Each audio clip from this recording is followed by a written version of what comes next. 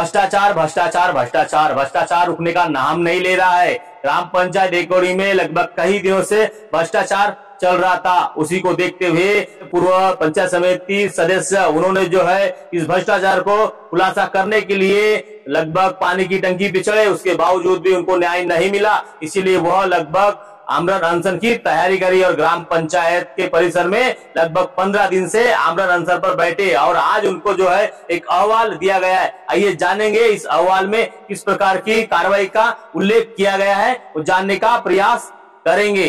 ग्रामपंचायत एकोडी इथे जे उपोषण चालू होतं त्या संदर्भात गोंदियाचे सन्माननीय गटविकास अधिकारी पिंगळे साहेब आणि त्यासोबत इतर 2 तालुक्यातील शाखा अभियंता यांच्या मार्फत आपण ती चौकशी केली होती। काल आम्हाला त्या समितीचा अहवाल प्राप्त झालेला आहे आणि त्या अहवालानुसार आम्ही काल जे उपोषणकर्ते होते त्यांना स्वपत्र दिलेलं आहे की हा जो अहवाल आहे त्यानुसार आम्ही उचित कार्यवाही करू। त्या अहवालामध्ये गटविकास अधिकाऱ्यांनी संबंधित जे सरपंच आहेत किंवा आणि जे सचिव आहेत ते कारवाईस पात्र आहेत असं नमूद केलेलं आहे। तर त्या अनुषंगाने पुढील कारवाई आम्ही करू। त्यांची तक्रार अजून इंजिनियर राहतात त्याबद्दल होती आणि जे ठेकेदारांनी बिल जोडले होते बिना जीएसटी के त्याबद्दल होती, त्यांच्यावर काय कारवाई करण्यात आली? 2 विषय वेगळे आहेत। एक तर इंजिनियरचं जे आहे ते सुद्धा चौकशी अहवालामध्ये नमूद आहे, त्यानुसार आम्ही त्यांचा सुद्धा खुलासा घेऊन त्यांच्यावर कारवाई करू।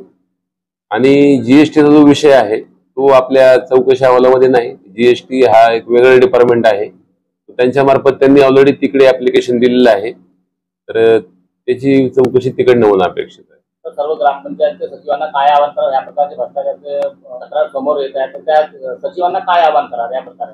आपले सर्व ग्रामसेवकांनी सिन्सिअरली काम केलं पाहिजे, आपलं रेकॉर्ड व्यवस्थित ठेवलं पाहिजे आणि कोणते नियम बाह्य काम कुणी कसंही सांगितलं तरी सुद्धा आपण काम आपलं नियमाने केलं पाहिजे, वेळेवर पूर्ण केले पाहिजे आणि लोकांना सोयी सुविधा उपलब्ध करून दिल्या पाहिजे। तर सचिवांची वेळ काय आहे? आपली शासकीय वेळ आहे 5:45 ते 6:15 ही वेळ आहे, पण यामध्ये आपले जिल्ह्यामध्ये 548 ग्रामपंचायत आहेत आणि साधारणतः आपल्याकडे 350 सचिव कार्यरत आहेत। बऱ्यापैकी लोकांकडे अतिरिक्त कार्यभार आहे, त्यामुळे त्यांनी सुद्धा काही दिवस त्यांची वेळ 2-3 ग्रामपंचायत जर असतील तर त्यांनी त्यांच्या वेळा ठरवून दिले पाहिजे, वार ठरवून दिले पाहिजे, त्यानुसार त्यांनी त्या गावात गेलं पाहिजे। ग्रामपंचायत एकोडीचे सचिव होते सध्या केसाच्या आहेत का कोणी हटवण्यात आलं त्यांना? नाही, अद्याप तरी ते तिथंच आहेत। हटवण्याबाबत त्यांचा आम्ही खुलासा घेऊ सुरुवातीला, ही जो अहवाल आलाय त्या अनुषंगाने, त्यानंतर निर्णय घेऊ आम्ही।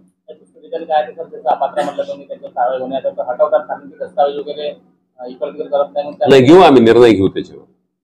पिछले 15 दिनों से ग्राम पंचायत एकोड़ी में ग्राम पंचायत सदस्य नामदेव बिसेन व पूर्व पंचायत समिति सदस्य जेपी बिसेन द्वारा जो है 15 दिन से लगभग आमरण अनशन शुरू था। पंचायत समिति गोंदिया के वीडियो द्वारा आज जो है उपोषणकर्ता को अहवाल देकर उनका उपोषण छुड़ाया गया। लगभग 3 लोगों पर कार्रवाई का मामला सामने आया है। महिला सरपंचा सालुताई चौधरी, सचिव डीवी सोनक नवरे और भारती मेंढे कनिष्ठ अभियंता पंचायत समिति गोंदिया, यह तीनों पर पंचायत समिति वीडियो के द्वारा जो है कार्रवाई करने का जो अहवाल जो है उपोषणकर्ता को दिया गया है।